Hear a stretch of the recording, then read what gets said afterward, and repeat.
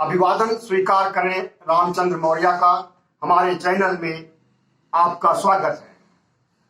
साथियों, ये है मेरी बेटी रूपम मौर्य। आज इसका जन्मदिन है और पिछले 2 जून को कोरोना से इसका निधन हो गया था।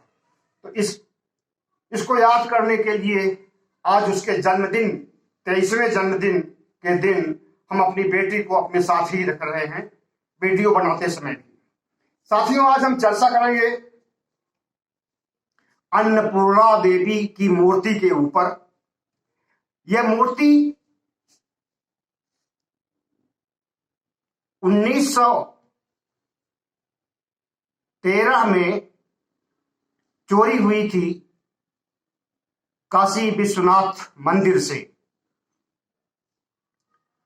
तस्करों के द्वारा ये कनाडा पहुंचा दी गई थी। कुछ समय तक वहां की एक यूनिवर्सिटी में यह मूर्ति स्थापित रही। उसके बाद भारत सरकार ने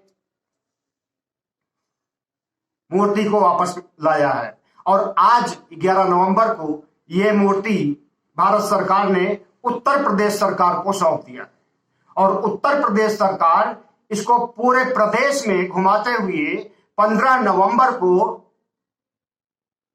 इसकी प्राण प्रतिष्ठा की जाएगी काशी विश्वनाथ प्रांगण में। वहां के कॉरिडोर में मुख्यमंत्री आदित्य योगी नाथ जी इसमें प्राण प्रतिष्ठा करेंगे और मूर्ति को सम्मान देंगे, फिर उसी जगह रखेंगे जहां ये 107 साल पहले थी। 107 साल यानी 1913 में गायब हुई यह मूर्ति 11 नवंबर को फिर से विश्वनाथ मंदिर की तरफ रवाना हो रही है। साथियों, यह मूर्ति अष्टधातु की है। अष्टधातुओं में 8 प्रकार के धातु होते हैं जो कि बेशकीमती होती है, प्राचीन मूर्ति है। किस शासनकाल की, किस सन की, संवत की यह मूर्ति है, अभी इसका इतिहास तो नहीं खंगाला जा सका है, लेकिन मूर्ति एक ऐतिहासिक महत्व की है, एक सांस्कृतिक महत्व की है, तत्कालीन कला को समझने के लिए है। इसको धर्म की राजनीति में शामिल करने के लिए नहीं। अगर धर्म की राजनीति में, धर्म का राजनीति, चुनावी राजनीति में घालमेल किया जा रहा है तो ये बहुत गलत है और ये बहुत ही दुर्भाग्यपूर्ण है। इसकी चौतरफा निंदा होनी चाहिए। उत्तर प्रदेश चुनाव के बाद भी ये मूर्ति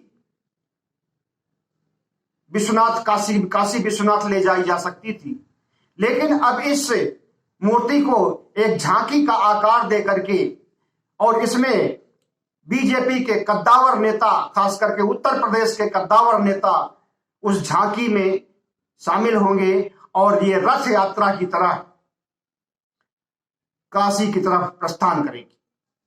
साथियों, पिछले रविवार को प्रधानमंत्री ने मन की बात में यह बात बताई थी कि कनाडा से अन्नपूर्णा की अष्टधातु की प्रतिमा वापस ला ली गई है और जिन तस्करों ने इसे गायब करके विश्वनाथ कैंपस परिषद से गायब करके कनाडा भेज दिया था, वहां बेच दिया था, वहां की सरकार से बात करके हमने मूर्ति को मंगवा लिया है। मूर्ति को मंगवा लेना, सांस्कृतिक विरासत की रक्षा करना, तो यह आपकी जिम्मेदारी है प्रधानमंत्री जी। संस्कृति मंत्रालय आपके अधीन है और संस्कृति मंत्रालय, विदेश मंत्रालय को मिल करके हमारे देश से सिर्फ अन्नपूर्णा की ही मूर्ति नहीं गायब हुई है, बहुत सारी मूर्तियां अब भी गायब होती हैं। ऐसा नहीं है कि आपकी सरकार आने के बाद मूर्तियों का गायब होना बंद हो गया है।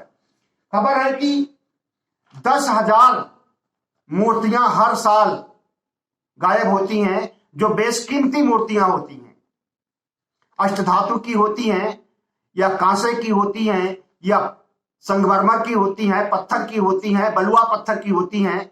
भव्य मूर्तियां होती हैं जिसको देखने पर मानवीय संवेदना को झकझोरने का काम करती हैं मूर्तियां और उस समय के प्राचीन इतिहास का वर्णन करती हैं। ये कांसे की मूर्तियां या अष्टधातु की मूर्तियां जो गायब होती हैं हर साल 10,000 मूर्तियां, इनका वजन 10 से 15 टन तक होता है। तो प्रधानमंत्री जी को सिर्फ एक ही मूर्ति मिली थी अन्नपूर्णा की। तथागत बुद्ध की हजारों मूर्तियां भी चोरी हुई हैं, विदेशों में गई हैं। अष्टधातु की मूर्तियां, कांस्य मूर्तियां, पत्थर की मूर्तियां, आज तक उनको लाने का जहमत क्यों नहीं किया गया? और अगर उन्हें लाया गया है तो उन्हें उनके स्थान पर जहां से वो गायब हुई हैं या किसी संग्रहालय में प्रतिष्ठापित करने की कवायद क्यों नहीं की जाती है? सिर्फ अन्नपूर्णा की प्रतिमा, और वो यूपी चुनाव के समय जब आपके पास वोट मांगने के लिए विकास के नाम पर कुछ नहीं है, तब आप इस तरह के पॉलिटिकल ड्रामा, पॉलिटिकल नौटंकी करते हैं, जिसे देश प्रदेश की जनता भली भांति समझ रही है। आपके भावनात्मक सेंटिमेंट्स को भड़काने के लिए, हिंदू वोट को पाने के लिए आपकी यह घटिया सोच है, घिनौनी सोच है, और इस पर अंकुश लगाया जाना चाहिए। साथियों, यह मूर्ति अष्टधातु की है और इसके एक हाथ में अन्न का पात्र है, इसीलिए अन्नपूर्णा नाम दिया गया है इसे, और दूसरे हाथ में खीर का पात्र है। खीर पहले के जमाने में बहुत महत्वपूर्ण होती थी, और यहां तक कहा जाता है कि भगवान राम भी खीर खाने से ही पैदा हुए थे। खैर, वो तो अलग चैप्टर है, भगवान राम कैसे पैदा हुए थे, कब पैदा हुए थे, कहां पैदा हुए थे, इतिहास में तो ये कुछ मिलता नहीं है। हाँ, कुछ रामचरितमानस, कुछ वाल्मीकि रामायण ऐसे गढ़ दिए गए हैं जिनमें कि एक काल्पनिक पात्र को ऐतिहासिक बताने का कुचक्र किया जा रहा है। साथियों, अन्नपूर्णा की प्राण प्रतिष्ठा योगी जी करेंगे। प्राण प्रतिष्ठा करने का मतलब हुआ कि उनके शरीर में प्राण डालेंगे।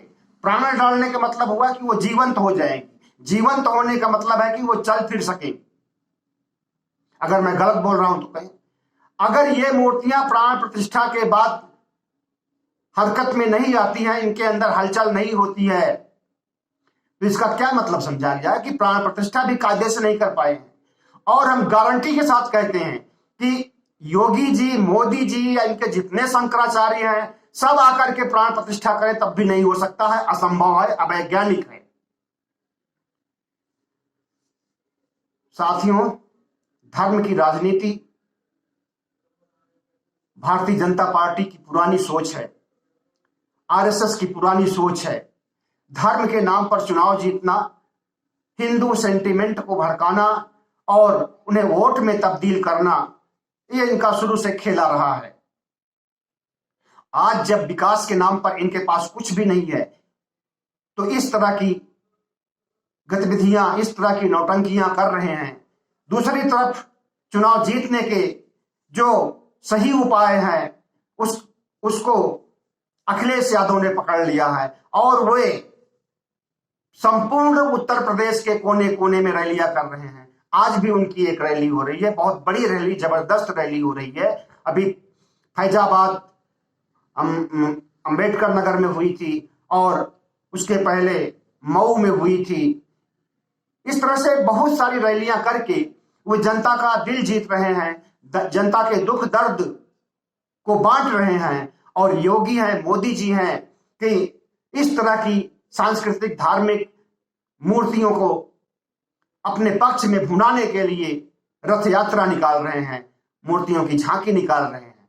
साथियों, धर्म बड़ा है या मनुष्य की आवश्यकताएं, महंगाई दूर करना जरूरी है या पूजा करना, बेरोजगारी दूर करना जरूरी है या पूजा करना मूर्तियों की, या